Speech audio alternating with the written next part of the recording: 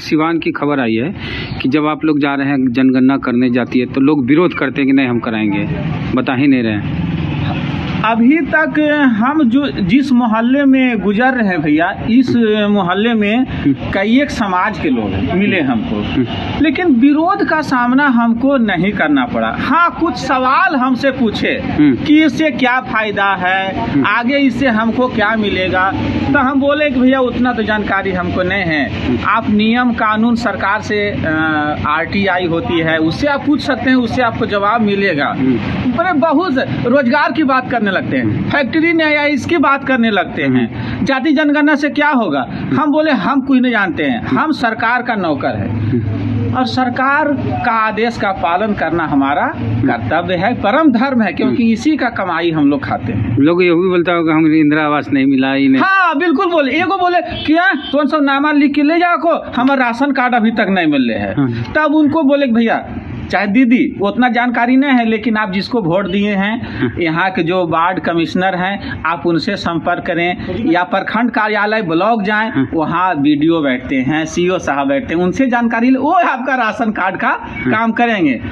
तो एक दो गो भैया बहन हम पर गुस्सा भी हो गए कि आप लोग खाली नाम लिख के ले जाते हैं और हमको क्या मिला, कुछ नहीं मिलता, कुछ नहीं मिला। और उम्र में भी आप लोग आज से 5 साल पहले भी गए होंगे तो पूछेंगे कितना उम्र तक 30 लिख दो, और अभी भी गए होंगे तो कितना उम्र तक 30 लिख दो, यही होता है। ऐसा तो जाति जनगणना में अभी तक सामना नहीं आया है उम्र का, लेकिन क्वेश्चन उठता है। हाँ, क्वेश्चन उठता है, लेकिन अभी तक सबसे ज्यादा क्वेश्चन हमको यही मिला कि इससे हमको क्या मिलेगा, हाँ, इससे हमको क्या फायदा है। हाँ, हम बोले भैया ये इतना जानकारी हम आपकी जानकारी के अनुसार क्या फायदा है ये बताइए। सर अब उतना विशेष जानकारी तो हमारे पास नहीं है सर कि अगर जाति जनगणना से क्या होता। सरकार ने आदेश दिया है तो हमको करना है सर, लेकिन हम सरकार से यही कहते, अगर मेरा निजी राय कि जाति जनगणना के साथ एक कॉलम बना देते आर्थिक जनगणना का, उस पर सामाजिक ही आएगा तो अगला हाँ है तो उसमें और बेहतर ढंग से होता है। दोनों एक साथ चलता ने तो जाति जनगणना ही बेहतर है और आर्थिक जनगणना सामाजिक आर्थिक जनगणना है ये। अच्छा हाँ, तो यही जनगणना है। देखिए अगर आपसे कोई पूछे जी कि जाति जनगणना से क्या फायदा है, हाँ, तो सरकार की बहुत सारी योजनाएं एक सरल भाषा में आपको समझाते हैं। हाँ, आपके हमारे घर में किसी के यहाँ शादी होती है जी, तो बारात आता है तो लड़की वाला पूछता है कई आदमी आ रहे हैं, कि उसके अनुसार खाना बनाएंगे, हाँ, भोज भात होगा, जो भी होगा होता है। तो उसी तरह सरकार अलग अलग वर्ग के लिए योजनाएं बनाती है। अगली जाति के लिए EWS आरक्षण हो गया, उसके लिए अलग योजनाएं हैं। OBC के लिए आरक्षण हो गया, उसके लिए कई योजनाएं हैं। OBC का आयोग भी हो गया है अब संवैधानिक। अति पिछड़ा के लिए अलग योजना है, उसके लिए भी आरक्षण है पंचायत चुनाव में, उनके लिए अलग योजनाएं आती है। SC ST के लिए योजना। तो सरकार को पता होगा ना कि कौन कितना आदमी उस अनुसार पैसा फंड अलॉट करेगा और आरक्षण कितनी आबादी है उसके अनुसार मिलेगा। ये फायदा मेन है कि जितनी आबादी जो लोगों की उस अनुसार सरकार के पास डेटा होगा कि SC इतना है, ST इतना है, OBC इतना है और जनरल इतना है। तो इस तरह से सरकार फंड अलॉट करेगी, उसमें सरकार को आसानी होगी और लोगों तक पहुंचेगा। ये मुख्य मकसद है। हाँ, यानी भागीदारी एक तरह से कह सकते हैं। भागीदारी भी कह सकते, भागीदारी तो यहाँ नहीं, पहले तो ये है कि कितना लोग है। अच्छा, अब एक चीज़ बताइए, अगली जाति को आरक्षण मिला, सबको 10% मिल गया, हो सकता है कहीं 25% आबादी हो तो वहाँ 25% मिलना चाहिए, गरीब कहीं 5% हो 5%, लेकिन एक ठगुए सबको 10 मिल गया। EWS मिला न? हाँ हाँ, लागू तो मोदी जी किए हैं। हाँ, तो ये हुआ कि बिना गिनती एक मिल गया। तो गिनती हो रहता तो ये पता होता ना कि इस राज्य में इतनी आबादी गरीब सवर्ण की तो उतना आरक्षण मिले, इस राज्य में इतनी आबादी है तो इतना मिले। तो पते नहीं है, हम किसी जैसे बाराती आता है 100 को 200 तो उसके लिए हम गिनती पूछते हैं, लेकिन पूरे देश में करोड़ों लोगों के लिए योजनाएं बन रही है और गिनती है ये नहीं कि कई आदमी है।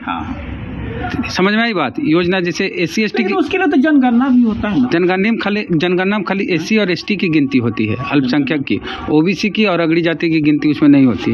उसमें कॉलम रहता है SC और ST का हर 10 साल। तो 10 साल वाला जनगणना होना था तो कहाँ होगा? 2021 में तो होना था लगता है, 2021 में। अच्छा 21 तो कोरोना के चलते नहीं हुआ।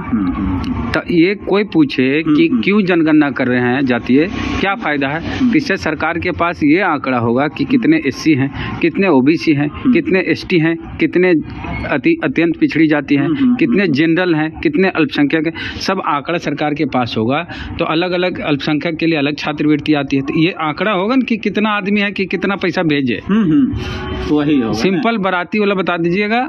हाँ, तब तो वही करेंगे कि संख्या एक तरह से सरकार जानना चाहती है कि किस जाति के क्या कितने वर्तमान में बिहार में रह रहे हैं, निवास कर रहे हैं। हाँ, उसके लिए अगर योजना लाना होगा तो कितना खर्चा करेंगे, हर हेड इतना रुपया देंगे तो इतना रुपया में पूरा हो जाएगा। यही मुख्य उद्देश्य है।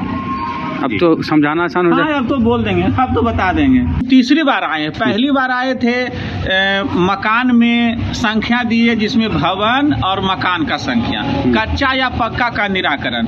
दूसरी बार हम आए, नजरी नक्शा तैयार किया गया, कौन सा भवन किस रास्ते पर है, अगर वहाँ कोई भी जाना चाहे, हम आप या कोई अधिकारी जांच में आए तो वो कैसे उस भवन तक पहुँचेंगे, यानी नजरी नक्शा दूसरी बार आए।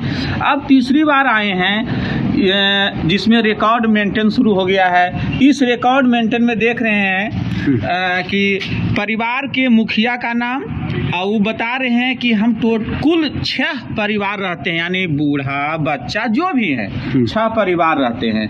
और प्लस इसमें है कि 6 परिवार बोले तो उसमें से किसी एक परिवार का हम हस्ताक्षर लेते हैं ताकि प्रमाणित हो सके कि सरकार जो कर्मचारी को भेजे हैं उनके घर तक वो सचमुच में पहुंचे हैं या फर्जी कोई साइन कर करके रिपोर्ट दे दिया है सरकार को। ये जो संख्या देख रहे हैं भैया, ये पूरे भवन का संख्या, एज अपार्टमेंट की संख्या या बहुत बड़ा बिल्डिंग की संख्या हो गया।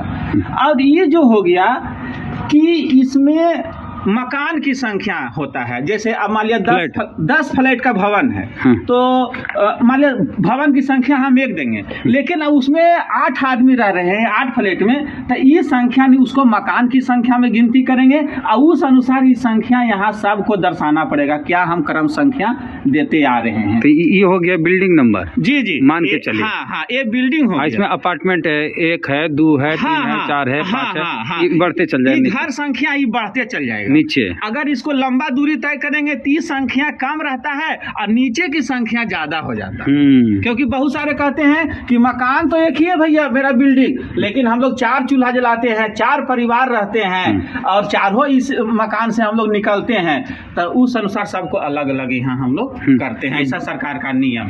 बिल्डिंग संख्या हो गया, ये परिवार कैगो है उतना। हाँ, ये मकान संख्या परिवार, हाँ परिवार नहीं, मकान संख्या सो के हैं भैया। हाँ, तो परिवार अलग अलग। हाँ, चूल्हा संख्या, चूल्हा। हाँ, जी जी, जय किचन है उतना। हाँ, चलिए जी।